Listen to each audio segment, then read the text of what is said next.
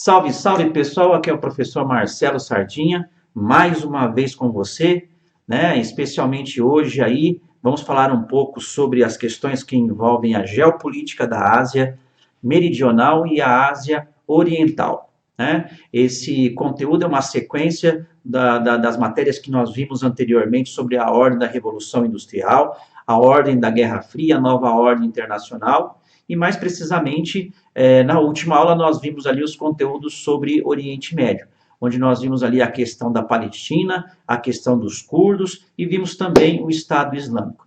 Hoje, especialmente, nós vamos falar sobre essa região mais ao sul da Ásia e essa porção mais a leste, onde existem algumas questões, algumas pendências importantes aí para você poder pensar junto comigo aí, que você pode encontrar realmente no seu vestibular. Vamos começar a falar um pouquinho, então, sobre a China, nessa porção, vamos dizer assim, mais a leste, aonde você tem ali a China com toda a sua extensão territorial, que soma alguma coisa em torno de 9 milhões de quilômetros quadrados, alguma coisa em torno de 1 bilhão e 300 milhões de habitantes, e algumas tensões que ela tem ao longo de suas fronteiras. Para você perceber isso um pouco mais, eu vou mostrar para você aí na tela do seu computador, eu vou ampliar aqui na tela para vocês, efetivamente o território da China, onde você vai conseguir perceber, entre outras coisas, né, vamos dizer assim, os limites territoriais da China, e onde você vai perceber também essas tensões e conflitos que você tem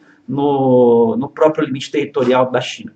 Então, observando o mapa, aí você percebe que a China faz divisa, entre outros países, com o Laos, né, com o Nepal, Butão, a Índia, né, na porção oeste você tem ainda o Paquistão, alguns países que se fragmentaram a partir da antiga União das Repúblicas Socialistas Soviéticas, né, temos aí o Cazaquistão, ao norte nós vamos ter a Mongólia, na porção nordeste nós vamos ter a Rússia, e na porção litorânea você tem a Península das Coreias, e vai ter também ali o território de Taiwan. Grave bem o nome desses limites territoriais para que você possa compreender de fato o que aconteceu com a China e quais são as tensões que ela tem nessa região leste do continente asiático. Antes de mais nada, vale a pena nós fazermos um histórico aqui da evolução da China, né, que tem os seus, uma sociedade milenar, que tem o seu início de contato com os europeus a partir do século XVI.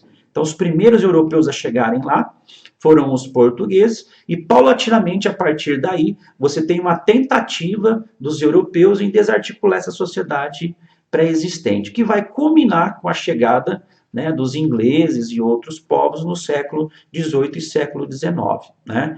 Essa tentativa de desestabilização leva a um rompimento da estrutura milenar cultural, né, e social e econômica ali existente, que vai fazer com que a China inicie o século XX, né, com algumas tensões, uma tentativa de retomar o seu território diante desses exploradores externos. Né? Diga-se de passagem, não só os europeus, mas o Japão também tenta subjugar a China nesse contexto aí. E é nesse contexto que, início do século XX, né, você tem uma China praticamente aí dividida. Não se esquecendo também que, a partir dos conflitos que você teve com os europeus, duas grandes pontificações importantes de escoamento de produção vão ficar nas mãos dos europeus, tá? Estamos falando de Hong Kong, um domínio britânico, né? E estamos falando de Macau, que foi um domínio português aí. Então, a partir do início do século XX, o que nós vamos perceber aí nessa região, né? Você tem dois grandes grupos antagônicos, né?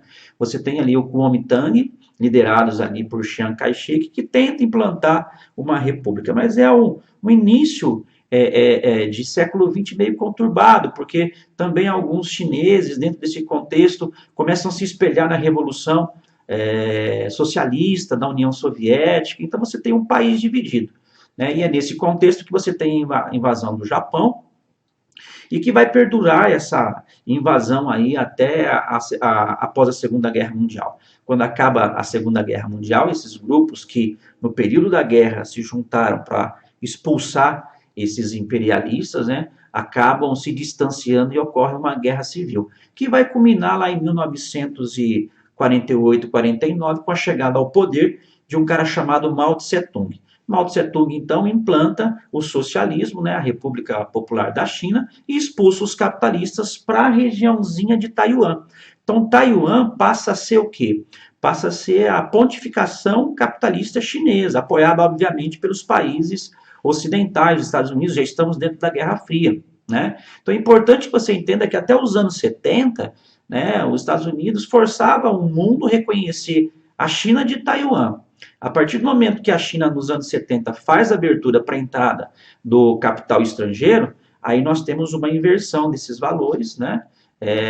Aí o mundo passa a reconhecer a República Popular da China e hoje Taiwan é vista aí como uma ilha rebelde, porque abriga os capitalistas e tem, né, uma tentativa de negociação, de aproximação com os outros, com a própria China, tá? Então a gente tem aqui, por exemplo, aí, não tem uma foto de Taiwan aí, mas você já identificou aí bonitinho onde é que fica Taiwan, tá? Vamos sair um pouquinho de Taiwan e vamos descer aqui, ó, para Hong Kong, mais ou menos aqui nessa região, onde você vai perceber, né, que Hong Kong, como eu havia dito para você, era uma pontificação britânica.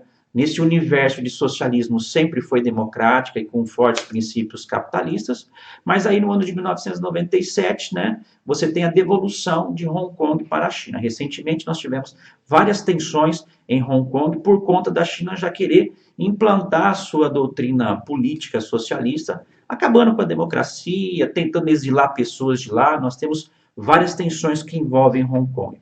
Outra região que eu queria chamar a sua atenção é mais aqui, ó, nessa regiãozinha próxima à China, o Paquistão e também a Índia. É a região onde nós encontramos a Caxemira. Eu vou explorar isso melhor com vocês quando eu falar de Índia lá. Mas, vias de regra, já gravem que a questão da Caxemira envolve também a China. Importante falarmos aqui, ó, próximo da Índia aqui, do Tibete, tá? Já em 1950, depois da Revolução Socialista, né, a República Popular da China, ela acaba, né, anexando o Tibete aos seus domínios. Obviamente, isso vai gerar uma confusão, uma instabilidade, e nós temos hoje um governo de exílio no norte da Índia, que abriga, né, o Dalai Lama, que é o representante religioso dos budistas dessa região. Temos nessa região mais oeste aqui, né, uma quantidade de tensões e conflitos também, que envolvem vários povos dessa porção oriental aqui, ocidental, do que nós chamamos aí de China, por conta de você ter vários povos da Ásia Central anexados aos domínios da China. Não se esquecendo que é na região do Himalaia que você tem a nascente dos principais rios que cortam a China. Então, existe uma questão geopolítica hídrica, tá? Mais ao norte, você vê aqui a Mongólia. É nessa região da Mongólia que você tem aí, no limite ali, a construção da muralha da China. E muitos territórios da Mongólia, ou mongóis, são anexados aos territórios chineses.